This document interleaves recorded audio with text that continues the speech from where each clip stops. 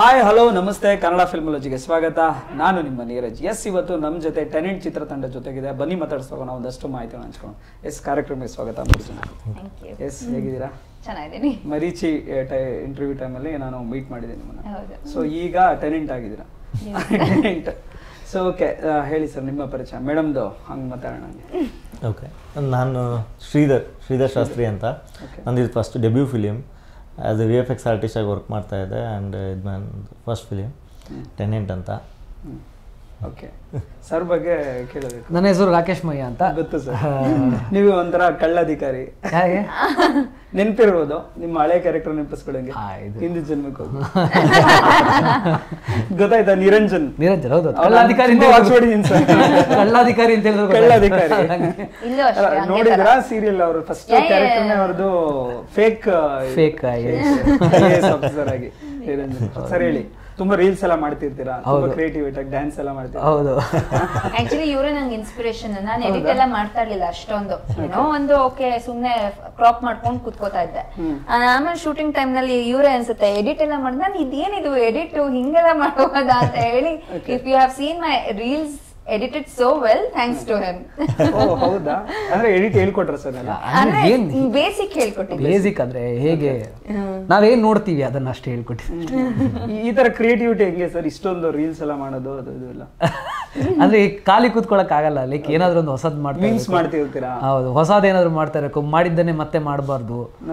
ಮಾಡಿದ್ದನ್ನು ಮಾಡಿದ್ರೆ ಮತ್ತೆ ಬೋರ್ ಹೊಡಿಯುತ್ತೆ, ನಂಗೆ ಬೋರ್ ಹೊಡಿಯುತ್ತೆ. ಸೊ ಬೇರೆ ಏನಾದ್ರು ಮಾಡ್ತಾರೆ. ಸೊ ಹುಡುಕ್ತಾ ಇರ್ತೀನಿ, ಯಾವ್ದೋ ಒಂದು ಕ್ಲಿಕ್ ಆಗುತ್ತೆ, 10 ಹೋಗಿರುತ್ತೆ ಆಚೆ. ಓಕೆ, ಒಂದಷ್ಟು ವಿಡಿಯೋ ಮಾಡಿದಾಗ ಒಂದು 10 ಅಂದ್ರೆ ವರ್ಕ್ ಆಗ್ಬೇಕಲ್ಲ, ಜನಕ್ಕೆ ಸಹ ಇಷ್ಟ ಆಗ್ಬೇಕು. ಕೆಲವೊಂದು ಏನೇನೋ ಕ್ರೇಜಿ ಮಾಡ್ತೀವಿ, ಕೆಲವು ಅರ್ಥ ಆಗಲ್ಲ. ಅಂದ್ರೆ ನಾವು ಹೇಳಿದ್ರೆ ಅರ್ಥ ಆಗುತ್ತೆ, ಅಲ್ಲಿ ಹೋಯ್ತು. ನಾನೊಂದು ಮೀಮ್ಸ್ ನೋಡಿದೆ, ಒಂದು ಯಜಮಾನ ಸಿನಿಮಾದು ಎಂಟ್ರಿ ಆಗ್ತಾರೆ ನೀವು ಮತ್ತೆ ಇವರು ಇನ್ನು ಶ್ರವಣ್ ಅಂತ ಹೇಳಿ ಇಬ್ರು ಜೊತೆಗೆ ಆ ಸೀನ್ ಅನ್ನು ನೋಡಿ. ಆ ಸೀನ್ ಆಕ್ಚುಲಿ ಈಗ ಅಂದ್ರೆ ಆ ಸೀನ್ ನಾವು ಯಜಮಾನ ಅಂದ್ರೆ ಎಲ್ಲ ಹಳೆ ಸಿನಿಮಾಗಳು ನಾವು ಚಿಕ್ಕವರ್ಬೇಕಾದ್ರೆ ನಾವು ಟಿವಿಲಿ ಕುತ್ಕೊಂಡು ನೋಡ್ಕೊಂಡು ಎಂಜಾಯ್ ಮಾಡ್ಕೊಂಡಿದ್ವಿ. ಸೊ ಈಗ ಮತ್ತೆ ಆ ಸೀನ್ ನೋಡಿದಾಗ ನಿಮ್ಗೆ ಏನ್ ಅನ್ಸುತ್ತೆ ಅಂತ ಹೇಳೋದು ಆ ಕಾನ್ಸೆಪ್ಟ್ ಆಕ್ಚುಲಿ. ಅದು ಕೆಲವು ಸತಿ ನಮಗೆ ಅದು ಸಿಲ್ಲಿ ಅಂತ ಅನ್ಸ್ಬೋದು, ಕೆಲವು ಸೀನ್ಸ್ ಎಲ್ಲ ಅಂದ್ರೆ ಓವರ್ ಎಮೋಷನಲ್ ಮಾಡಿ. ಅವಾಗೆಲ್ಲ ಹಂಗಿತ್ತು ಸಿನಿಮಾಸ್. ಅಂದ್ರೆ ನಿಮ್ಗೆ ಎಮೋಷನ್ ಅನ್ನ ನೆಕ್ಸ್ಟ್ ಲೆವೆಲ್ಗೆ ತೊಗೊಂಡೋಗೋರು. ಅಂದರೆ ಅಪ್ಪ ಅಮ್ಮ ಅಥವಾ ಗಂಡ ಹೆಂಡತಿ ಎಮೋಷನ್ ಅಂತ ಹೇಳಿದ್ರೆ ತುಂಬ ನಿಜವಾಗ್ಲೂ ಚೆನ್ನಾಗಿತ್ತು. ಇವಾಗ ಅದೆಲ್ಲ ಮಾಡಿದ್ರೆ ಕ್ರಿಂಜ್ ಅಂತ ಹೇಳ್ತಾರೆ. ಸೊ ಅದು ಅದ್ರ ನಡುವೆ ನಿಂತಿರೋ ಸೀನ್ ಅದು. ಸೊ ಬಟ್ ನಮಗೆ ಅದು ನಾಸ್ಟಾಲ್ಜಿಯಾ. ಇಲ್ಲ, ಅದ್ ಮಾಡಿದ್ರೆ ಇವಾಗ ಏನ್ ಬಕೆಟ್ ಹಿಡಿತಾನೆ, ಏನ್ ಡೌ ಮಾಡ್ತಾನೆ. ಸೊ ಎರಡಿದೆ ಅದಕ್ಕೆ ಹೇಳಿದೆ, ಒಂದು ನಾಸ್ಟಾಲ್ಜಿಯಾ, ಒಂದು ಕ್ರಿಂಜ್. ಸೊ ಎರಡೂ ಆ ಸೀನ್ ಅಲ್ಲಿ ಇದೆ ಆಕ್ಚುಲಿ. ಸೊ ಯಾರಿಗೆ ಏನ್ ಬೇಕು ಅದನ್ನ ತಗೋಬಹುದು. ಇದ್ರ ಜೊತೆಗೆ ಎಷ್ಟು ಜನ ಜೊತೆ ಪ್ರೀ ವೆಡ್ಡಿಂಗ್ ಆಗಿದೆ ಸರ್ ನಿಮ್ದು? ಹೌದು, ನಾನು ನೋಡಿದೆ. ಮಲೇಶ್ವರಂ ನಲ್ಲಿ ನಡ್ಕೊಂಡು ಹೋಗೋದು ಅದೆಲ್ಲ ಮಾಡಿದ್ರಲ್ಲ. ಈಗಿನ ಟ್ರೆಂಡ್ ಅದು ಆಕ್ಚುಲಿ. ಯಾವ್ದು ನೋಡಿದ್ರು ಪ್ರೀ ವೆಡ್ಡಿಂಗ್ ಆಗೋದು. ಆತರ ಒಂದ್ ಸಾಂಗ್ ಹಳೆ ಓಲ್ಡ್ ರೆಟ್ರೋ ಸಾಂಗ್ ತಗೊಂತಾರೆ. ಸೊ ಸಿನಿಮಾ ಸಾಂಗ್ ತಗೊಂಡು ಪ್ರೀ ವೆಡ್ಡಿಂಗ್ ಮಾಡ್ತಾ ಇದಾರೆ, ನಾರ್ಮಲ್ ಕಪಲ್ ಶೂಟ್ ಹಂಗೆ. ಸೊ ನೀವ್ ಎಷ್ಟು ಜನ ಹೀರೋನ್ ಜೊತೆ ಆತರ ಮಾಡಿ? ಇಲ್ಲ, ಎರಡೇ ವಿಡಿಯೋ ಮಾಡಿದ್ ನಾನು. ಎರಡು ವಿಡಿಯೋ ಮಾಡಿದ್ರೆ ಡ್ರಾಫ್ಟ್ ಅಲ್ಲಿ ಇರೋದು ಬಿಟ್ಟು ನಾನು ಕೇಳ್ತೀನಿ. ಇಲ್ಲ ಅಷ್ಟೇ ಮಾಡಿದ್ದ. ಸಾಕಾಗುತ್ತಾ? ಪ್ಲಾನ್ ಮಾಡ್ಕೊಂಡು? ಇಲ್ಲ ಪ್ಲಾನ್ ಮಾಡಿಲ್ಲ. ಸುಮಾರು ಜನ ಕೇಳಿದ್ರೆ ನಾವು ಮಾಡಲ್ಲ ಅಂತ ಹೇಳ್ತಾರೆ. ಇದೇ ಕೇಳ್ತಾರೆ. ಪ್ರೀ ವೆಡ್ಡಿಂಗ್ ಯಾವಾಗ ಆಗುತ್ತೆ ಸರ್? ಆಗಿದೆ ಸರ್. ಗೊತ್ತೇ ಇಲ್ಲವಲ್ಲ ಸರ್ ಇದು? ಏನಕ್ಕೆ ಸರ್ ಎಲ್ಲ ಗೊತ್ತಿಲ್ಲವಲ್ಲ? ಅಲ್ಲ, ಅದನ್ನ ಏನಕ್ಕೆ ಸರ್ ಪಬ್ಲಿಸಿಟಿ ಮಾಡೋದು? ಪಬ್ಲಿಸಿಟಿ ಮಾಡಿದ್ರೆ ಪ್ರೊಫೈಲ್ಗೆ ಇನ್ಸ್ಟಾಗ್ರಾಮ್ ಅಲ್ಲಿ DM ಆಗಲ್ಲ. No, he was very sure. ನನ್ನ ಪರ್ಸನಲ್ ಲೈಫ್ ಸೆಪರೇಟ್ ಆಗಿರ್ಬೇಕು, ನನ್ನ ಪ್ರೊಫೆಷನಲ್ ಲೈಫ್ ಸೆಪರೇಟ್ ಆಗಿರ್ಬೇಕು. ಇನ್ಸ್ಟಾಗ್ರಾಮ್ ಇಸ್ ಫಾರ್ ನಂದು ಕ್ರಿಯೇಟಿವ್ ಇದಕ್ಕೆ. ಪರ್ಸನಲ್ ಲೈಫ್ ಮನೆಗೆ ಬಂದ್ರೆ ಗ್ಯಾರಂಟಿ ಹೇಳ್ತೀನಿ, ಎಲ್ರಿಗೂ ಪರಿಚಯ ಮಾಡಿಸ್ತೀನಿ. ಎಲ್ಲರನ್ನು ಹೋಮ್ ಟೂರ್ ಮಾಡಿದ್ರೆ ಹೋಮ್ ಟೂರ್ ಮಾಡಲ್ಲ. ಹೋಮ್ ಟೂರ್ ಯಾರು ಮಾಡ್ಬಿಡಿ, ನಾನೇ ಯಾರು ಯೂಟ್ಯೂಬರ್ಸ್ ಮಾಡಂಗಿಲ್ಲ. ಓಕೆ, ನಿಜವಾಗ್ಲೂ ಏನ್ ಗೊತ್ತಾ, ನೀವು ನೆಕ್ಸ್ಟ್ ಇಂಟರ್ವ್ಯೂ ನಲ್ಲಿ ರಾಕೇಶ್ ಮತ್ತೆ ಅವ್ರ ವೈಫ್ ಇಬ್ರು ಇಟ್ಕೊಂಡು ಒಂದು ಇಂಟರ್ವ್ಯೂ ಮಾಡ್ತೀನಿ. ಏನಕ್ಕೆ ಅಂದ್ರೆ ಇವತ್ತಿನವರೆಗೂ ಜಗತ್ಗೆ ಅವ್ರ ಹೆಂಡತಿ ಮುಖನೇ ತೋರಿಸಿಲ್ಲ. ಹೌದೌದು, ನನಗೆ ಒಂದಷ್ಟು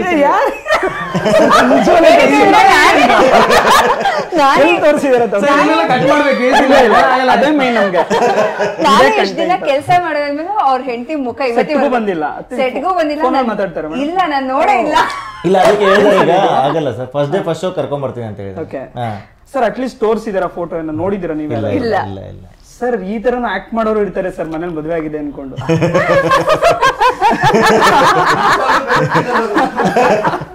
ಏನ್ ಸರ್ ಹೆಂಡತಿ ಹೆಸರು ಕೇಳಿದ್ರೆ ಈ ರೇಂಜ್ ಹೆಂಡತಿ ಹೆಸರಲ್ಲ ಇದೀಗ ಸಿನಿಮಾ ಪ್ರಮೋಷನ್ ನಂದೇ ಪ್ರಮೋಷನ್ ಮಾಡ್ತಿದ್ದೀರಾ ಸರ್. ನೀವು ಪ್ರಮೋಷನ್ ಆದ್ರೆ ಸಿನಿಮಾ ಪ್ರಮೋಷನ್ ಹೇಳಿ. ಅದಕ್ಕೋಸ್ಕರ ಈ ತರ ಅಂದ್ರೆ ಆತರ ಎಕ್ಸ್ಪೀರಿಯನ್ಸ್ ಇರೋದಕ್ಕೆ ಸಿನಿಮಾ ಟೆನೆಂಟ್ ಅಲ್ಲಿ ಈ ತರ ಅಭಿನಯಿಸಿದಿರ? ಹೌದು. ಇಲ್ಲ, ನಾನು ನಿಜವಾಗ್ಲೂ ನನ್ನ ಪರ್ಸನಲ್ ಕ್ವಶನ್, ನಿಮ್ ಹೆಂಡತಿಗೆ ಯಾವತ್ತೂ ಕೇಳಿಲ್ವಾ ನನ್ ಫೋಟೋ ಹಾಕಿ ನಿಮ್ ಜೊತೆ ಇನ್ಸ್ಟಾಗ್ರಾಮ್ ನಲ್ಲಿ ಅಂತ? ಇಲ್ಲ, ಅದಕ್ಕೆ ಎಷ್ಟೋ ಡಿವರ್ಸ್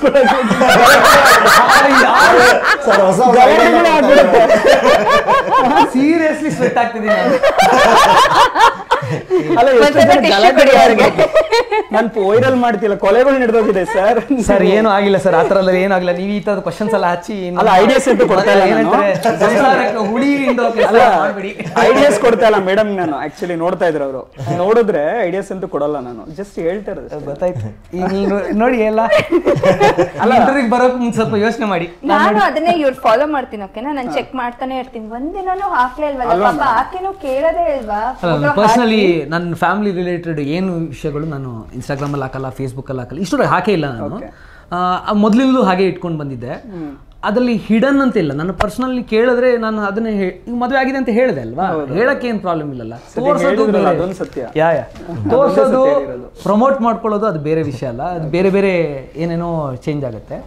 ಸೊ ನಾನು ನನ್ನ ಇದನ್ನ ಹೇಗೆ ಇಟ್ಕೋಬೇಕು ಹಾಗೆ ಇಟ್ಕೊಂಡಿದ್ದೀನಿ. ಹೈಡ್ ಇಲ್ಲ, ಹೈಡ್ ಅಲ್ಲ, ತುಂಬಾ ಪ್ರೈವೇಟ್ ಆಗಿ ಇಟ್ಕೊಂಡಿದ್ದೀನಿ ಅಷ್ಟೇ. Super sir. ನೀವು ಅವ ಈ ತರ ಪ್ರೀ ವೆಡ್ಡಿಂಗ್ ಎಲ್ಲ ಆದಾಗ ಏನು ಕೇಳಲ್ಲ, ರಿಸ್ಟ್ರಿಕ್ಷನ್ ಮನೆಯಲ್ಲಿ? Sir pre wedding photo shoot okay, ಆ ತರ ಏನು ಕೇಳಲ್ಲ? ಇಲ್ಲ ಇಲ್ಲ, ಆ ತರದಲ್ಲ. ಬಿಕಾಸ್ ನಾನು ಆಕ್ಟರ್ ಆದ ಕಾರಣ ಇದು ಅವ್ರಿಗೆ ಗೊತ್ತಿರುತ್ತಲ್ಲ, ನಾನು ಎಲ್ಲಾ ರೀತಿಯಾದ ಇಂಡಸ್ಟ್ರಿಗೆ ಬರೋಕ್ಕಿಂತ ಮುಂಚೆನೆ ಮದುವೆ ಆಗ್ಬಿಟ್ಟೆ ಬಂದಿದ್ದು ನೀವು. ಇದು ಇನ್ನೂ ಕ್ವಶನ್ ಏನಲ್ಲ, ಅವರು ನೋಡಿ ಅವರು ಗಾಬರಿ ಪಡ್ತಾರೆ ಅಂದ್ರೆ, ಸರ್ ನಾವು ಆಕ್ಚುಲಿ ಈಗ ಟೆನೆಂಟ್ ಅಂದ್ರೆ ಬಾಡಿಗೆದಾರ ಅಲ್ವಾ ಸರ್? ನಾನು ಕನ್ನಡದಲ್ಲಿ ಈ ಬಾಡಿಗೆ ಲೈಫ್ ಅಲ್ಲಿ ಏನೇನಿದೆ ಅಂತ ವಿಚಾರಿಸಕ್ಕೆ ಇಲ್ಲಿಂದ ಬರ್ತಾ ಇದೀನಿ ಅಷ್ಟೇ. ಗೊತ್ತಾಯ್ತು. ಇಲ್ಲ ಅಷ್ಟೆಲ್ಲ ಉದ್ದ ಆಗಿಲ್ಲ, ಈಗ ಮೊನ್ನೆ ಮದುವೆ ಆಗಿದೆ. ಮೊನ್ನೆ ತುಂಬಾ ಮೊನ್ನೆ ಅಂತಂದ್ರೆ 5-6 ವರ್ಷ ಮೇಡಮ್. ಮೊನ್ನೆ ಅಂತಂದ್ರೆ 5-6 ವರ್ಷ ಕೋವಿಡ್ ನೀವು ಇದನ್ ಮಾಡ್ಬಿಟ್ಟು ಗೌರ್ಮೆಂಟ್ ಮಾತ್ರ ಎಕ್ಸಾಮ್ಸ್ ಮಾತ್ರ 2 years ಬಿಟ್ಟೆ ಬಿಟ್ಟಿದ್ದೀನಿ ಸರ್. ಓಕೆ, ನಿಮ್ ಸಿನಿಮಾ ಬರೋ ತರ ಸರ್ ನೀವೇನಾದ್ರೂ ಮದುವೆ ಮಾಡ್ಸಿಲ್ಲ ತಾನೆ? ಅಂದ್ರೆ ಕೋವಿಡ್ ಅದಕ್ಕಿಂತ ಮುಂಚೆನೆ ಮದುವೆ. ಸೊ ನನಗಿಂತ ಜಾಸ್ತಿ ಮೇಡಮ್ ಕ್ವಶನ್ಸ್ ಇದೆ, ಲಾಸ್ಟ್ ಆಮೇಲೆ ಕೇಳ್ತಾರೆ. ಈ ಮೇಡಮ್ ಓಕೆ, ಕೋವಿಡ್ ಅಲ್ಲಿ ನಡೆದಿದ್ದ ಸ್ಟೋರಿನ ಸರಿ? ಹೌದು, ಅಂದ್ರೆ ಕೋವಿಡ್ ಅಲ್ಲಿ ನಡೆದಿರುವಂತ ಒಂದು ಡಾರ್ಕ್ ಸೈಡ್ ಆಫ್ ಸ್ಟೋರಿನ ನಾವು ಹೇಳಕ್ ಕೊಟ್ಟಿರೋದು. ಓಕೆ, ಸೊ ಏನಿದು ಆಕ್ಚುಲಿ ಟೆನೆಂಟ್ ಕತೆ? ಏನು ಒಂದು ಒನ್ ಲೈನ್ ಅಲ್ಲಿ ಹೇಳ್ಬೇಕಂತ? ಒನ್ ಲೈನ್ ಹೇಳ್ಬೇಕಂತಾನೆ ಒಂದು ಹಸ್ಬೆಂಡ್ ಅಂಡ್ ವೈಫು ಒಬ್ಬ ಟೆನೆಂಟ್ ಮಧ್ಯೆ ನಡೆಯುವಂಥ ಒಂದು ಘಟನೆ. ಅಂದರೆ ಈಗ ಡಾರ್ಕ್ ಸೈಡ್ ನೀವು ನೋಡಿರ್ಬೋದು, ಕೋವಿಡ್ ಟೈಮಲ್ಲಿ ಎಷ್ಟು ಕಷ್ಟ ಇತ್ತು ಬದುಕೋಕೆ ಎಲ್ಲ. ಹೊರಗಡೆ ಹೋಗೋಕ್ಕೂ ಕಷ್ಟ ಇರ್ತಿತ್ತು, ಒಂದೇ ಮನೇಲೇ ಇರ್ತಾ ಇದ್ವಿ ಎಲ್ಲರೂ, ಬದುಕಿದ್ರೆ ಸಾಕು ಅನ್ನೋ ಒಂದು ಸ್ಥಿತಿಗಳು. ಅಂಥ ಟೈಮಲ್ಲೂ ಕ್ರೈಮ್ಸ್ ಎಲ್ಲ ಆಗ್ತಾ ಇದ್ವಲ್ಲ.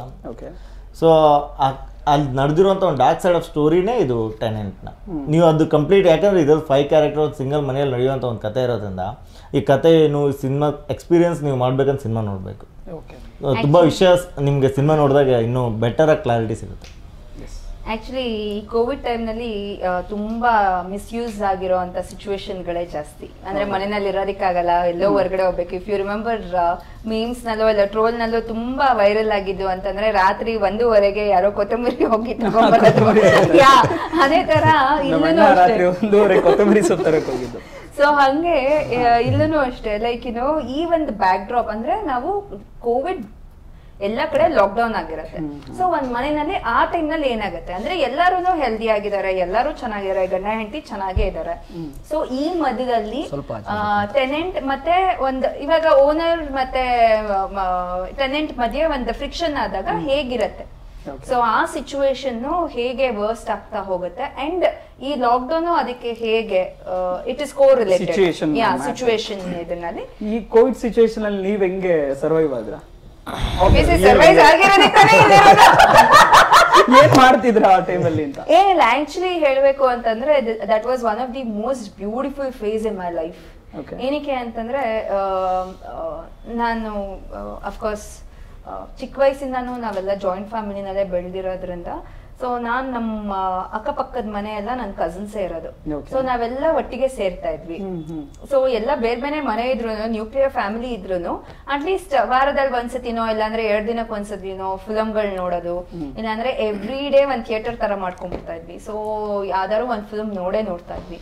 ಸೊ ಅವಾಗ ಈ ಅಮೆಝಾನ್ ಪ್ರೈಮ್ ನಲ್ಲಿ ಆಗಿರ್ಬೋದು, ಇಲ್ಲ ನೆಟ್ಫ್ಲಿಕ್ಸ್ ನಲ್ಲಿ ಆಗಿರ್ಬೋದು, ಹಾಟ್ಸ್ಟಾರ್ ನಲ್ಲಿ ಆಗಿರ್ಬೋದು, ಇನ್ಫ್ಯಾಕ್ಟ್ ಅವಾಗ್ಲೇ ಯೂಟ್ಯೂಬ್ ಮಾಡ್ಬೇಕು ಇಲ್ಲಾಂದ್ರೆ ರೆಸ್ಟೋರೆಂಟ್ ಮಾಡ್ಬೇಕು ಅಂತ ತಲೆಗೆ ಹುಳ ಬಿಟ್ಕೊಳಕ್ ಸ್ಟಾರ್ಟ್ ಮಾಡಿದ್ವಿ. ಡೋನೆಟ್ಸ್, ಪಾನಿಪುರಿ ಎಲ್ಲ ಟ್ರೈ ಮಾಡಿದ್ರ ನಾವು? ಇಲ್ಲ, ಚಿಕನ್ ಬಿರಿಯಾನಿ ಟ್ರೈ ಮಾಡಿದ್ವಿ. ಬಿಸ್ಕೆಟ್ಸ್, ಓರಿಯೋ, ಅದನ್ನೆಲ್ಲ ಮಾಡಿದೀವಿ, ಅದನ್ನೆಲ್ಲ ಎಕ್ಸ್ಪೆರಿಮೆಂಟ್ ಮಾಡಿದ್ವಿ. ಇವರು ಟ್ರೈ ಮಾಡಿದ್ದಾರೆ. ಹೀರೋಯಿನ್ ಅಂದ್ರೆ ಡಿಫರೆಂಟ್ ಆಗಿ ಟ್ರೈ ಮಾಡಿ. ಇಲ್ಲ ಇಲ್ಲ ಇಲ್ಲ. ಅದಾದ್ಮೇಲೆ ಪ್ಲಾಂಟ್ಸ್ ಗಳು, ನಾನು ಯೂಶುವಲ್ ಆಗಿ ಗಿಡಗಳು ಸಾಕೋದಕ್ಕೆ ನಂಗೆ ಭಯ ಆಗ್ತಾ ಇತ್ತು. ಭಯ ಅಂತಂದ್ರೆ ಅದು ನೀರ್ ಹಾಕ್ಬೇಕು ಅದಕ್ಕೆ ಕರೆಕ್ಟ್ ಟೈಮ್ಗೆ. ಸೊ ನಾನು ಏನಾದ್ರು ಶೂಟಿಂಗ್ ಹೋದ್ರೆ ಯಾರು ನೋಡ್ಕೊಳ್ಳೋರು ಅಂತ ಅಂದ್ಬಿಟ್ಟು ನಾನೇನ್ ಮಾಡಿದೆ, ನಮ್ಮ ಮನೇಲಿ ಪ್ಲಾಂಟ್ಸೇ ಬೆಳೆಸಿರ್ಲಿಲ್ಲ. So thanks to this lockdown ಇವತ್ತು ನಮ್ಮ ಮನೆಗೆ ಬಂದ್ರೆ ನೀವು ಬರೀ ಪ್ಲಾಂಟ್ಸ್ ಅಂದ್ರೆ ಹೊರಗಡೆ ಬರೀ ಪ್ಲಾಂಟ್ಸ್. ಇವಾಗ ಮುಂಚೆ ಟೆರೆಸ್ ಫುಲ್ ಖಾಲಿ ಇತ್ತು, ಇವಾಗ ಟೆರೆಸ್ ಬಂದ್ರೆ ಜಾಗ ಇಡೋದಿಕ್ಕಾಗಲ್ಲ, full plants. So that was my Covid, ಅಂದ್ರೆ ಕೋವಿಡ್ ಲಾಕ್ ಡೌನ್. ಅಂಡ್ ಇನ್ನೊಂದ್ ಏನ್ ಮಾಡಿದ್ವಿ ಅಂತಂದ್ರೆ, ಸಾಗರ್ ಅಪೋಲೋ ಜಯನಗರ್ ನಲ್ಲಿ ವಾಲಂಟಿಯರ್ ಆಗಿ ಕೆಲಸ ಮಾಡಿದ್ವಿ. ಸೊ ನಾನು ನನ್ನ ಫ್ರೆಂಡ್ಸ್ ಒಂದಷ್ಟು ಜನ, so we use to attend the calls in the night. And then we use to bed ಏನಾರು ಖಾಲಿ ಇದ್ರೆ ಅವ್ರಿಗೆ ಫೋನ್ ಮಾಡಿ, ಬೆಡ್ ಖಾಲಿ ಇದೆ, ಓಕೆ ಇಲ್ಲಿಗೆ ಹೋಗ್ಬೇಕು ಅಂತ ಡೈರೆಕ್ಷನ್ಸ್ ಕೊಡ್ತಾ ಇದ್ವಿ. ಸೊ ಆ ತರದೆಲ್ಲ ಮಾಡಿದೀನಿ ಒಂದಷ್ಟು. ಏನ್ ನನ್ ಕೈನಲ್ಲಿ ಏನೇನ್ ಸಾಧ್ಯನೋ ಅದನ್ನೆಲ್ಲ ಮಾಡ್ತಾ ಇದ್ದೆ. ಪಾಪ ನೀವು ಇಷ್ಟು ಮಾಡ್ಬೇಕಾದ್ರೆ ಡೈರೆಕ್ಟರ್ ಕತೆ ಬರ್ಕೊಂಡ್ಬಿಟ್ಟಿದ್ದಾರೆ.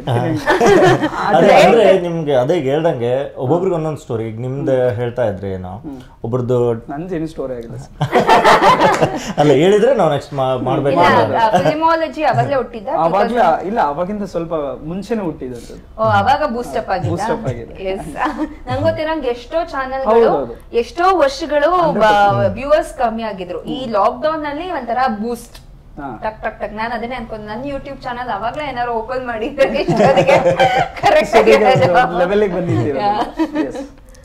ಅಂದ್ರೆ ಒಬ್ಬೊಬ್ರದ್ದು ಒಂದೊಂದು ಸ್ಟೋರಿ ಇರ್ತಿತ್ತಲ್ಲ ಲಾಕ್ ಡೌನ್ ಅಲ್ಲಿ. ಒಬ್ಬರದ್ದು ಡಾರ್ಕ್ ಸೈಡ್ ಇರ್ತಿತ್ತು, ಒಬ್ಬರದ್ದು ಅವ್ರದ್ದೇ ಆದ ಕಷ್ಟಗಳು, ಒಬ್ಬೊಬ್ರದ್ದು ಒಂದೊಂದ್ ತರ ಇರ್ತಿತ್ತು. ಆ ಒಂದು ಡಾರ್ಕ್ ಸೈಡ್ ಆಫ್ ಸ್ಟೋರಿ ಹೇಳೋಕೆ ಹೊರಟಿರೋದು ಟೆನೆಂಟ್ ಅಲ್ಲಿ. ಅಂದ್ರೆ ನಿಮ್ಗೆ ಅವಾಗ್ಲೇ ಹುಟ್ಟಿದಂತ ಕಥೆ ಅಥವಾ ಇನ್ಸ್ಪೈರ್ ಆಗಿದೆ? ಅಲ್ಲಲ್ಲ, ಅವಾಗ್ಲೇ ಆ ಟೈಮಲ್ಲಿ ನೋಡ್ತಾ ಇದ್ದಾಗ ಈಗ ನೀವು ಬೆಡ್ ಬ್ಲಾಕಿಂಗ್ ಆಗ್ತಾ ಇತ್ತು. ಸೊ ಆಮೇಲೆ ಒಂದೊಂದು ಬೆಡ್ ಸಿಗ್ಬೇಕು ಎಷ್ಟೋ ದುಡ್ಡು ಕಟ್ಬೇಕಾಗ್ತಾ ಇತ್ತು, ಆಂಬುಲೆನ್ಸ್ಗೂ ಎಷ್ಟೋ ದುಡ್ಡು ಕಟ್ಬೇಕು. ಈವನ್ ನೀವು ಕ್ರಿಮೇಷನ್ ಮಾಡ್ಬೇಕಂದ್ರೆ ಅದೇ, ಈವನ್ ಕ್ರಿಮೇಷನ್ಗೂ ಪ್ಲೇಸ್ ಸಿಗ್ತಿರ್ಲಿಲ್ಲ ಅಂತ ಟೈಮಲ್ಲಿ. ಇಂಥ ಟೈಮಲ್ಲೂ ಜನ ಒಂದು ಯುಟಿಲೈಸ್ ಮಾಡ್ಕೊಳ್ತಿದ್ರು. ಅಂದ್ರೆ ಆ ಒಂದು ಸಿಚುವೇಶನ್ ಅವ್ರಿಗೆ ಹೇಗೆ ಬೇಕಾಗುತ್ತೋ ಬಳಸ್ಕೊಳ್ತಾ ಇದ್ರು ಲಾಕ್ ಡೌನ್. ಎಷ್ಟು ಸಿಂಪಲ್ ಆಗಿ ಹೇಳ್ಬೇಕು ಅಂತಂದ್ರೆ, ಅವರು ನ್ಯೂಸ್ ಚಾನೆಲ್ ನೋಡ್ತಾ ಇದ್ರು 24/7, ಅಲ್ಲೊಂದ್ ಕ್ರೈಮ್ ನೋಡಿದ್ರು, ಯಾಕೆ ಇದನ್ನ ಫಿಲಂ ಮಾಡಬಾರ್ದು ಅಂತ ಹೇಳಿ ಫಿಲಂ ಮಾಡಿದ್ರು. ಅದ್ರ ಜೊತೆಗೆ ಸೀರಿಯಲ್ ನೋಡಿರ್ತೀರ ನೀವು, ಅವ್ರು ಸಿಗ್ಬೇಕಲ್ಲ ಸರ್? ಇಲ್ಲ, ಪರಿಚಯ ಸರ್ ನಾನ್ ನೋಡಿದೀನಿ ಸರ್, ತುಂಬಾ ಎಪಿಸೋಡ್ ನೋಡಿದೀನಿ. Thank you so much sir. ನಿಮ್ಗೋಸ್ಕರ ನೋಡ್ತಿದ್ದೆ. ಅಲ್ಲ, ಹೀರೋಯಿನ್ಗೋಸ್ಕರ ನೋಡಿ, ನಿಮ್ಗೋಸ್ಕರ. ಅವ್ರು ಸಿಕ್ತಾಗ ಹಂಗೆ ಹೇಳಿದ್ದೆ, ಸಿಕ್ತಾಗ ನಿಮ್ಗೆ ಹೇಳಿ ಸರ್. ಸೊ ಇವ್ರು ಹೆಂಗೆ ಕಾಸ್ಟಿಂಗ್ ಅದು ಫಸ್ಟ್ ಎಲ್ಲ ಕತೆ ಎಲ್ಲ ರೆಡಿ ಆಯಿತು. ಒಂದು ಲಾಕ್ಡೌನ್ ಟೈಮ್ ನಡೆದು ಎಲ್ಲ ತುಂಬ ಕಥೆಗಳು ಓದಿದಾಗ, ಆರ್ಟಿಕಲ್ಸ್ ಆಯಿತು, ನ್ಯೂಸ್ ಎಲ್ಲ ನೋಡಿದಾಗ, ಓಕೆ ಈ ಥರದೂ ಇದೆ ಅಲ್ಲ, ಇದನ್ನೊಂದು ಕಥೆಯಾಗಿ ಹೇಳಿದ್ರೆ ಬೆಟ್ರ್ ಆಗಿರುತ್ತೆ. ಆ ಲಾಕ್ಡೌನ್ ಎಕ್ಸ್ಪೀರಿಯನ್ಸ್ನ ತಿರ್ಗಾ ರೀಜನ್ರೇಟ್ ಮಾಡಬೇಕು. 1 hour 40 minutes ಬಂದಿದೆ time line. Complete movie engaging ಆಗಿರುತ್ತೆ. ನೀವು ಅದನ್ನೊಂದು ಸತಿ ಎಕ್ಸ್ಪೀರಿಯನ್ಸ್ ಮಾಡಿ. ಜೊತೆಗೆ ಅದೇ ಈ ಲಾಕ್ಡೌನ್ ಟೈಮಲ್ಲಿ ನಡೆದಿರುವಂಥ ಒಂದಿಷ್ಟು ವಿಷಯಗಳನ್ನ ಹೇಗೆ ನಾವು ಸ್ಕ್ರೀನ್ ಮೇಲೆ ತಂದಾಗ ಎಷ್ಟು ಬೆಟ್ರಾಗಿರುತ್ತೆ, ಎಕ್ಸ್ಪೀರಿಯೆನ್ಸ್ ಮಾಡೋಕ್ಕಾಗುತ್ತೆ ಜನಕ್ಕೆ. ಕಾಸ್ಟಿಂಗ್ ಅಂದ್ಕೊಳ್ಳೇ ಇದು ಒಂದು ಕತೆ ಏನು ರೆಡಿ ಆಗಿಬಿಡ್ತು. ಕತೆ ಆದಮೇಲೆ ಇದಕ್ಕೆ ಇರೋದು 5 ಕ್ಯಾರೆಕ್ಟರ್ಸ್ ಅಲ್ವಾ, ತುಂಬ ಇಂಪಾರ್ಟೆಂಟ್ ರೋಲ್ಸ್ ಎಲ್ಲ. ಪ್ರತಿಯೊಂದು ಕ್ಯಾರೆಕ್ಟರ್ ಅದರದ್ದೇ ಆದ ಇಂಪಾರ್ಟೆನ್ಸ್ ಇತ್ತು. ಅವರು ಆ ಕ್ಯಾರೆಕ್ಟರ್ಸ್ನ ಅಷ್ಟೇ ನಿಭಾಯಿಸಬೇಕು ಅನ್ನೋದು ನನಗೆ ಅನಿಸ್ಬೇಕಿತ್ತು. ಸೊ ಅಂಥ ಟೈಮಾಗ ನನಗೆ ಒಂದಿಷ್ಟು ರಿಸರ್ಚ್ ಮಾಡಿದಾಗ ಎಲ್ಲ ಮೂವೀಸ್ ನಾವು ನೋಡಿದ್ವಿ ಆಲ್ರೆಡಿ. ಆಮೇಲೆ ನೀವು ಹೇಳ್ದಂಗೆ ಸೀರಿಯಲ್ಸ್ ಈ ಥರ ಮನೇಲಿ ಡಿಸ್ಕಷನ್ಸ್ ಮಾಡಿದಾಗ, ಫ್ರೆಂಡ್ಸ್ ಜೊತೆ ಡಿಸ್ಕಸ್ ಮಾಡಿದಾಗ, ಓಕೆ ಒಂದು ಹಸ್ಬೆಂಡ್ ಮೆಟೀರಿಯಲ್ ಬೇಕು ಅಂದಾಗ ಸೊ ರಾಕೇಶ್ ಮ್ಯಾನ್ ಸಜೆಸ್ಟ್ ಮಾಡಿದ್ದು. ಸೊ ಅದಾದ್ಮೇಲೆ ಅವ್ರು ಕೇಳ್ತಾರೆ ಗೊತ್ತಾ ನನಗೆ, ಕಾಟನ್ ಮೆಟೀರಿಯಲ್ ಹಸ್ಬೆಂಡ್ ಮೆಟೀರಿಯಲ್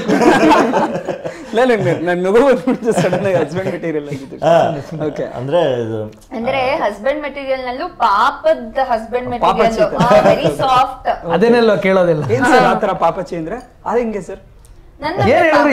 ನೋಡಿದ್ರೆ ಪಾಪಚ್ಚಿ ಅಂತ ಅನ್ಸ್ಬೇಕು ನಿಮ್ಗೆ ಫಿಲಂ ನಲ್ಲಿ.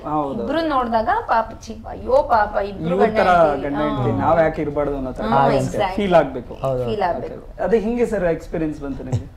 ಎಕ್ಸ್ಪೀರಿಯನ್ಸ್ ಅಂದ್ರೆ ರಿಯಲ್ ಲೈಫ್ ನಲ್ಲಿ ಆಲ್ರೆಡಿ ಎಕ್ಸ್ಪೀರಿಯನ್ಸ್ ಇತ್ತು, ಅದನ್ನ ರೀಲ್ ತರಬೇಕಾಗಿತ್ತು. ಬರ್ದಿದ್ರು ಇವ್ರು ಬರ್ದಿದ್ರು, ಅವ್ರು ಬರ್ದಿದ್ದನ್ನ ನಾನು ಮಾಡಿ ಪ್ರವೇಶ ಮಾಡಿ ಸ್ವಂತ ಯಾವ್ದೇ ಸ್ವಂತ ಎಕ್ಸ್ಪೀರಿಯನ್ಸ್ ಇಲ್ಲದೆ ಇವ್ರು ಏನ್ ಹೇಳಿದ್ರೆ ಅದನ್ನ ಮಾಡಿದೀನಿ ಸರ್. ನಾನ್ ಹೇಳಿದ್ದನ್ನು ನೀವು ಮಾಡಿದೀರಾ? ನಂಗೇನು ಗೊತ್ತಿಲ್ಲ, ನಂದೇನು ತಪ್ಪಿಲ್ಲಮ್ಮ, ಇವ್ರು ಏನ್ ಹೇಳಿದ್ರೆ ಅದನ್ನೇ ಮಾಡಿದೀನಮ್ಮ. ಅವ್ರು ಸೀರಿಯಸ್ ಆಗಿ ಇಂಟರ್ವ್ಯೂ ಮಾಡ್ಬೇಕಂತ ಪ್ಲಾನ್ ಮಾಡಿ ನಾನೆಲ್ಲ ಕಾಮಿಡಿ ಮಾಡ್ಬೇಕು. ಬಟ್ ಇದು ಆಕ್ಚುಲಿ ಸೀರಿಯಸ್ ಸಬ್ಜೆಕ್ಟ್, ಬಟ್ ನೀವು ಕಾಮಿಡಿ ಆಗಿ ಇಂಟರ್ವ್ಯೂ ತಗೊಳ್ತಿದ್ರು. ಇಲ್ಲ ಸರ್, ತುಂಬಾ ಸೀರಿಯಸ್ ಆಗಿ ಮಾಡಿದ್ರೆ ಯಾರಿಗೂ ಇದನ್ನ ಬಿಟ್ರೆ ತುಂಬಾ ಸೀರಿಯಸ್ ಆಗಿದೆ. ಆಮೇಲೆ ಅವರು ಸೀರಿಯಸ್ ಆಗಿ ನೆಕ್ಸ್ಟ್ ಸ್ಕ್ರೋಲ್ ಮಾಡೇ ಬಿಡ್ತಾರೆ. ಕಷ್ಟ ಆಗ್ಬಿಟ್ರೆ ಟೆನೆಂಟ್. ಅದು ಟೆನೆಂಟ್ ಓಕೆ, ಅವ್ರನ್ನ ಬಿಗ್ ಬಾಸ್ ಕಳಿಸ್ಬೇಕು ಅಂತ ನಿಮ್ದೇ ಪ್ಲಾನ್ ಆಗಿತ್ತಾ? ಇರೋರೆಲ್ಲ ಸ್ಟಾರ್ಟ್ ಇಲ್ಲಾಂದ್ರೆ ರಿಲೀಸ್ ಹೆಂಗ್ ಮಾಡೋದಕ್ಕೆ ಹೋಗಿ ಅಂತ ಹೇಳಿದ್ರು. ಇಬ್ಬಿಬ್ರು ಅದು ಒಟ್ಟೊಟ್ಟಿಗೆ ನಿಮ್ ಸಿನಿಮಾಲಿರೋ ಇಬ್ರು ಲೀಡ್ ಕ್ಯಾರೆಕ್ಟರ್ ಕಳಿಸ್ಬಿಟ್ಟಿದ್ರೆ ಹೆಂಗಿದು? ಆಕ್ಚುಲಿ ರಾಕೇಶ್ ಅವರು ಹೋಗ್ಬೇಕಾಗಿತ್ತು ಸರ್. ಚೆನ್ನಾಗಿರುತ್ತೆ ಸರ್.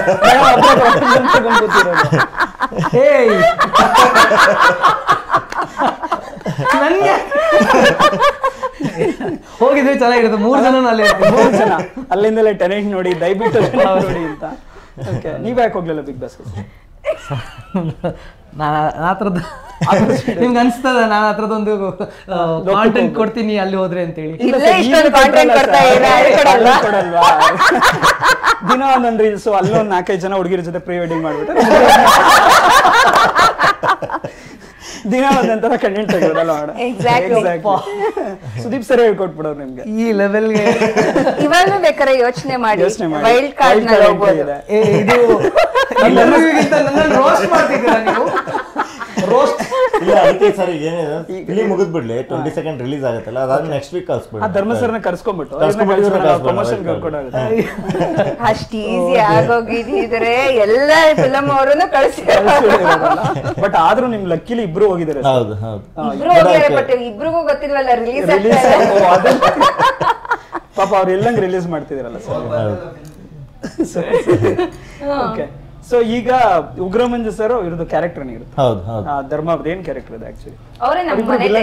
ಅಲ್ಲ, ವಿಲನ್ಸ್ ಆತರ ಇಲ್ಲ ಇದರಲ್ಲಿ. ಹೀರೋ ವಿಲನ್ಸ್ ಅನ್ನೋ ಇದು ಕಥೆ ಕಾನ್ಸೆಪ್ಟ್ ಅಲ್ಲ, ಬಟ್ ನೋಡಕ್ಕೆ ಆತರ ಅಂದ್ರೆ ಅದೇ ನೀವು ಅದನ್ನೇ ನೋಡ್ಬೇಕು, ಯಾರು ಹೀರೋ ಯಾರು ವಿಲನ್ ಅನ್ನೋ ಕಾನ್ಸೆಪ್ಟ್. ಕ್ಯಾರೆಕ್ಟರ್ಸ್ ಎಲ್ಲ ಅದನ್ನು ನೋಡ್ಬೋದು. ಅವ್ರು 108 ರಂಗ ಅಂತ ಕ್ಯಾರೆಕ್ಟರ್, ಒಬ್ಬ ಆಂಬುಲೆನ್ಸ್ ಡ್ರೈವರ್ ಕ್ಯಾರೆಕ್ಟರ್ ಮಾಡಿದ್ದಾರೆ ಉಗ್ರ ಮಂಜು ಅವರು. ಟೆನೆಂಟ್ ಕ್ಯಾರೆಕ್ಟರ್ ಬಂದು ಇವರು ಧರ್ಮ ಅವ್ರು ಮಾಡಿದ್ದಾರೆ. ಓಕೆ, ಪಾಪ ಉಗ್ರ ಮಂಜು ಸರ್ ನನ್ನ ಹತ್ರ ಹೇಳ್ತಿರು ನನ್ಗೊಂದು ಮದುವೆ ಆಗ್ಬೇಕು, ಕರೆಕ್ಟ್ ಆಗಿ ಆಗಿ ಈ ಸಲ ಸೆಟ್ ಆಗುತ್ತೆ ಅಂತ. ಪಾಪ ಬಿಗ್ ಬಾಸ್ ಹೋಗಿ ಬೇರೆ ತರ ಆಗ್ಬಿಟ್ಟಿದ್ದಾರೆ. ಮದುವೆ ಆಗ್ತಾರೆ ಅಲ್ಲ, ಹೇಳ್ತಿರೋ ನನ್ನ ಹತ್ರ ಅವಾಗ ಈ ಸಲ ಗ್ಯಾರಂಟಿ ಮದುವೆ ಆಗ್ತೀರಿ. ಬಿಗ್ ಬಾಸ್ ಹೋದ್ಮೇಲೆ ಅವ್ರ ಹುಡುಗಿ ಫ್ಯಾನ್ಸ್ ಕಡಿಮೆ ಆಗ್ಬಿಟ್ಟಿದ್ದಾರೆ.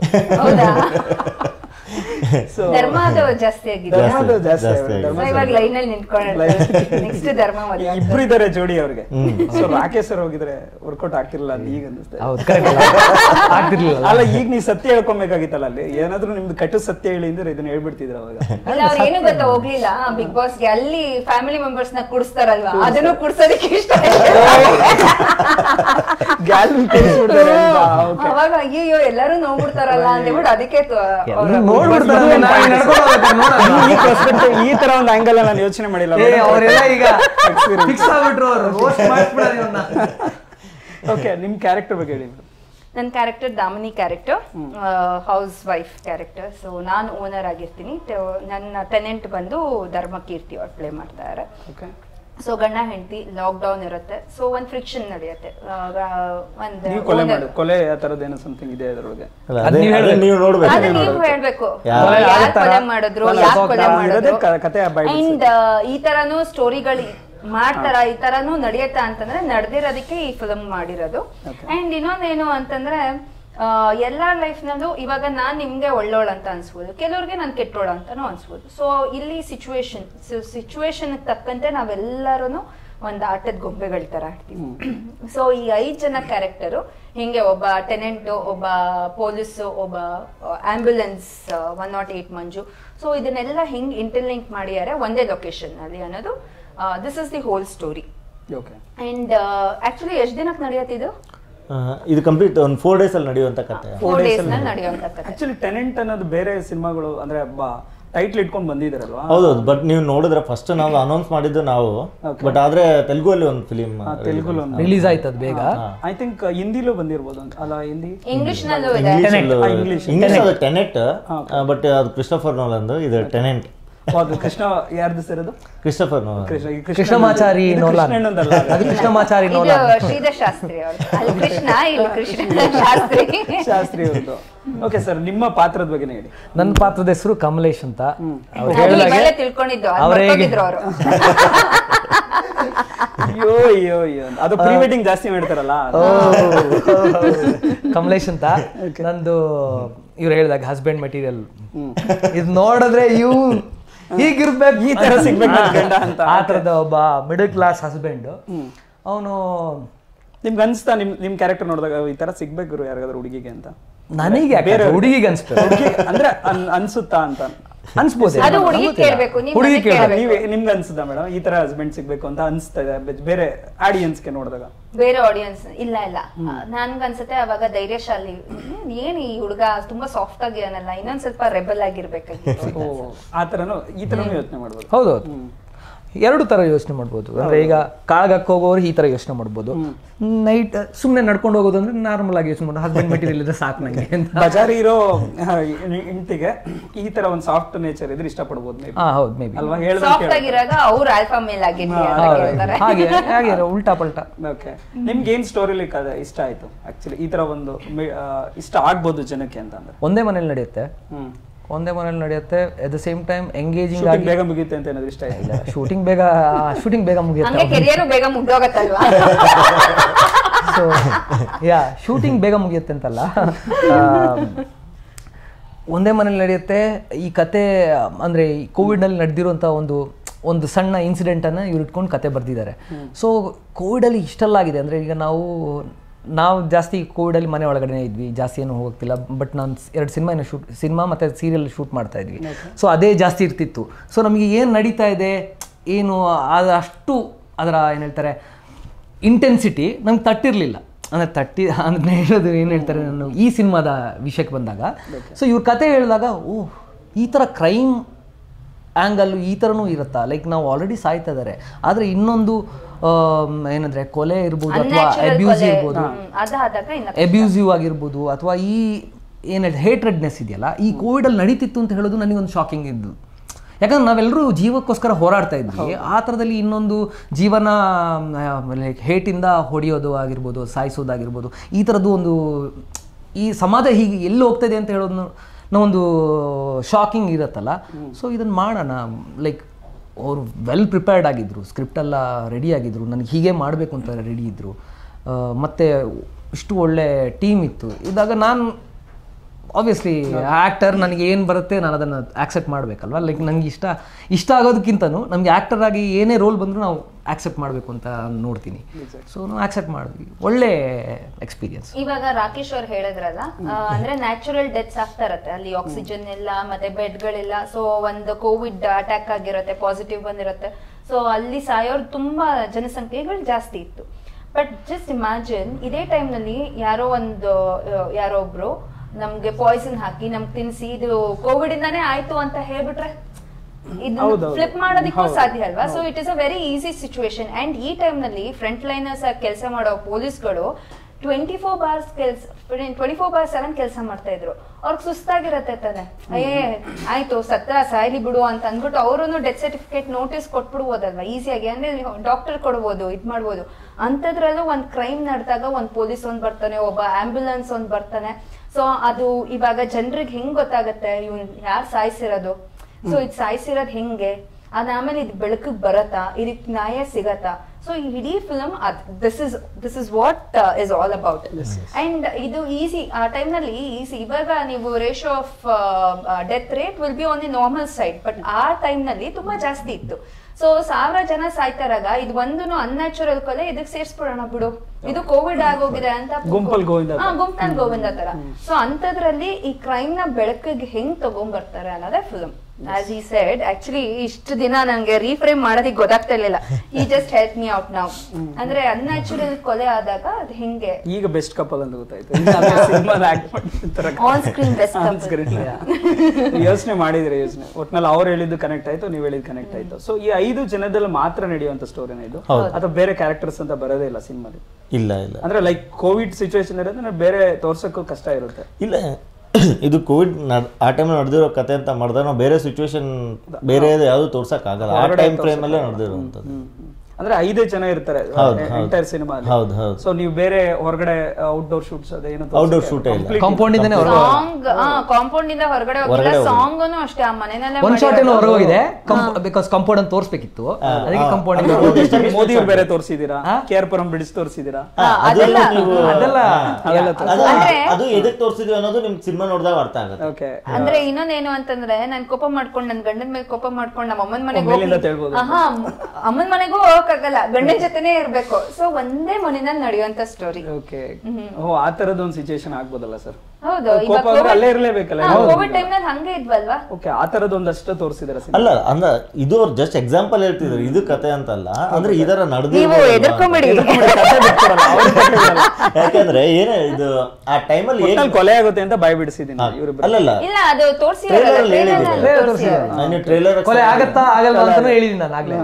ಅದಕ್ಕೆ ಅದನ್ನ ಏನಾಗುತ್ತೆ ಏನಿಲ್ಲ ಅನ್ನೋ ಇನ್ನೂ ಡೀಟೇಲ್ಸ್ ಬೇಕಂದ್ರೆ ಸಿನಿಮಾ ನೋಡಿದ್ರೆ ನಿಮ್ಗೆ ಒಂದು ಎಕ್ಸ್ಪೀರಿಯನ್ಸ್ ಸಿಗುತ್ತೆ ಅದು. ಅಂದ್ರೆ ಈ ಯೂಶುವಲ್ ಆಗಿ ಸತ್ಯನ ಹೇಗೆ ಸುಳ್ಳು ಮಾಡೋದು ಫಿಲಂ ಆಕ್ಚುಲಿ ಹೇಳ್ಬೇಕು ಅಂತಂದ್ರೆ. ಓಕೆ, ಸಾರಿ. ಸೊ ಸಾಂಗ್ಸ್ ಅಂತ ಎಷ್ಟಿದೆ ಈ ಸಿನಿಮಾಲಿ ಟೋಟಲ್? ಸಾಂಗ್ ಇದ್ರಲ್ಲಿ 3 ಇದೆ. ಓಕೆ. ಸೊ ಅದು ಕೂಡ ಮನೇಲೆ ನಡೆಯೋದಿಲ್ಲ? ಹೌದು ಹೌದು. ಅಂದ್ರೆ ಟ್ರಾವೆಲಿಂಗ್ ಏನಿಲ್ಲ ನಿಮ್ಗೆ ಸಾಂಗ್ಸ್ ಅಂತ ಕಟ್ಟಾದ್ರೆ ಬೇರೆ ಲೊಕೇಶನ್ ಹೋಗಿ ಶೂಟ್ ಮಾಡ್ಕೊಂಡ್ ಬರೋ ಅಂತ ಆತರ ಏನಿಲ್ಲ. ಹೇಳ್ತಾ ಇದ್ದೆ, ಇಮ್ಯಾಜಿನೇಷನ್ ಅಲ್ಲಿ ಎಲ್ಲಿ ಬೇಕಾದ್ರೂ ಹೋಗ್ಬೋದಲ್ವಾ? ಸೊ ಹಂಗಾಗಿ ಹೊರಗಡೆ ಹೋಗೋಣ. ಇಷ್ಟ ಆಯ್ತು? ಇಲ್ಲ, ಡೆಫಿನೆಟ್ ಆಗಿ ಪ್ರೀ ವೆಡ್ಡಿಂಗ್ ಶೂಟ್ ಮಾಡಕ್ಕೆ ಅವ್ರು ತುಂಬಾ ಪ್ರೀ ವೆಡ್ಡಿಂಗ್ ಮಾಡ್ತಾರೆ. ಇವಾಗ ನಾನು ಇಮ್ಯಾಜಿನ್ ಮಾಡ್ಕೊಂಡು ನಾನು ಸ್ವಿಟ್ಜರ್ಲ್ಯಾಂಡ್ ನಲ್ಲಿ ಡಾನ್ಸ್ ಮಾಡ್ತಾ ಇದೀನಿ ರಾಕೇಶ್ ಜೊತೆ ಅಂತ ಅನ್ಕೊಂಬೋದು ತಾನೆ, ಆ ತರಾನು ಯೋಚನೆ ಮಾಡೋದಕ್ಕೆ ಬಿಡ್ಲಿಲ್ಲ. ಮೇಡಮ್ಗೆ ಇಷ್ಟ ಆಯ್ತು ಸರ್, ಡೈರೆಕ್ಟರ್ ಪ್ಲಾನ್ ಮಾಡಿಲ್ಲ. ಇಲ್ಲ, ನಾವು ಹೇಳಿದ್ವಲ್ಲ, ಈವನ್ ಮನೆ ಸೆಟ್ ಮಾಡ್ಬೇಕಂದ್ರು ಮನೆ ಲೊಕೇಶನ್ ಹುಡುಕ್ಬೇಕಾದ್ರೂ ನಮ್ಗೆ ರಿಯಲಿಸ್ಟಿಕ್ ಆಗೇ ಬೇಕು ಅಂತಾನೆ. ಬಡವ ನೀ ಮಡದಂಗಿರು ಅಂತ ಹೇಳಿ ಸುಮ್ಮನೆ ಇದ್ವಿ. ಬಟ್ ಆ ಕತೆಗೆ ಏನ್ ಬೇಕೋ ಅದನ್ನ ಎಲ್ಲ ಕೊಟ್ಟಿದ್ದೀವಿ ಸರ್. ಓಕೆ, ಫೈನಲಿ ಜನಕ್ಕೆ ಏನ್ ಇಷ್ಟ ಆಗ್ಬೋದು ಈ ಸಿನಿಮಾ ನೋಡ್ತಿದ್ರೆ? ಸರ್ ಈಗ ತುಂಬಾ ಜನ ನೀವು ಆಯ್ತು ನಾವ್ ಯಾರೋ ಹೇಳಿದಾಗ ಒಂದು ಒಳ್ಳೆ ಕನ್ನಡಕ್ಕೆ ಒಳ್ಳೆ ಕಂಟೆಂಟ್ ಸಿನಿಮಾ ಬೇಕು, ಟಿಪಿಕಲ್ ಸಿನಿಮಾ ಬೇಡ ಅಂತ ಹೇಳೋರಿಗೆ ಇದೊಂದು ಒಳ್ಳೆ ಎಕ್ಸ್ಪೆರಿಮೆಂಟಲ್ ಸಿನಿಮಾ. ಕನ್ನಡದಲ್ಲಿ 5 ಕ್ಯಾರೆಕ್ಟರ್ಸು, ಸಿಂಗಲ್ ಒಂದೇ ಮನೇಲಿ ನಡೆಯುವಂಥ ಕತೆ, ಅದು ಬೇಸ್ಡ್ ಆನ್ ಟ್ರೂ ಇನ್ಸಿಡೆಂಟ್ಸ್ ಮೇಲೆ ನಡೆದಿರೋ ಅಂಥದ್ದು. ಒಂದ್ಸತಿ ಟ್ರೈ ಮಾಡಿ, ಡೆಫಿನೆಟಾಗಿ ನಿಮ್ಗೆ ಇಷ್ಟ ಆಗುತ್ತೆ ಅಂತಲೇ ಹೇಳ್ತೀವಿ. ಹೊಸತನ ಇದೆ. ಇದುವರೆಗೂ ಏನು ಕ್ಯಾರೆಕ್ಟರ್ಸ್ ಪ್ಲೇ ಮಾಡಿದ್ದಾರೆ ಆಲ್ರೆಡಿ ಎಲ್ಲರೂ, ಬಟ್ ಅದಕ್ಕಿಂತ ಡಿಫ್ರೆಂಟಾಗಿ ಇದರಲ್ಲಿ ಮಾಡಿದ್ದಾರೆ. ಒಂದು ಒಳ್ಳೆ ಪ್ರಯತ್ನ ಇದೆ. ಹೊಸದಾಗಿ ನಾನಾಗಿರ್ಬೋದು, Manohar sir already experience cinematographer, ಅಂಥವ್ರ ಎಕ್ಸ್ಪೀರಿಯನ್ಸ್ ಸಿನಿಮಾಟೋಗ್ರಫಿ ಇದೆ. ಒಳ್ಳೆ ಮ್ಯೂಸಿಕ್ ಕೊಟ್ಟಿದ್ದಾರೆ ಗಿರೀಶ್ ಒತ್ತೂರ್ ಅಂತ. ಸೊ ಎಡಿಟಿಂಗ್ ಆಗಿರ್ಬೋದು, ಪ್ರತಿಯೊಂದು ಎಲ್ಲ ಕ್ರಾಫ್ಟಲ್ಲಿ ಅವ್ರದ್ದೇ ಆದ ಒಂದು ಛಾಪನ್ನು ಮೂಡಿಸಿದ್ದಾರೆ ಎಲ್ಲರೂ. ಆ ಎಕ್ಸ್ಪೀರಿಯನ್ಸ್ ಮಾಡಬೇಕಾದ್ರೆ ಸಿನಿಮಾ ಅನ್ನೋದು. ಸರ್, ನವೆಂಬರ್ 22ಕ್ಕೆ ನಮ್ಮ ಸಿನಿಮಾ ಟೆನೆಂಟ್ ರಿಲೀಸ್ ಆಗ್ತಾ ಇದೆ. ಸಿನಿಮಾನ ಥಿಯೇಟರ್ಗೆ ಬಂದು ನೋಡಬೇಕು. ನೀವು ನೋಡಬೇಕು, ಹಾಗೆ ನಿಮ್ಮ ವೀಕ್ಷಕರಿಗೂ ನೀವು ಹೇಳಬೇಕು ನವೆಂಬರ್ 22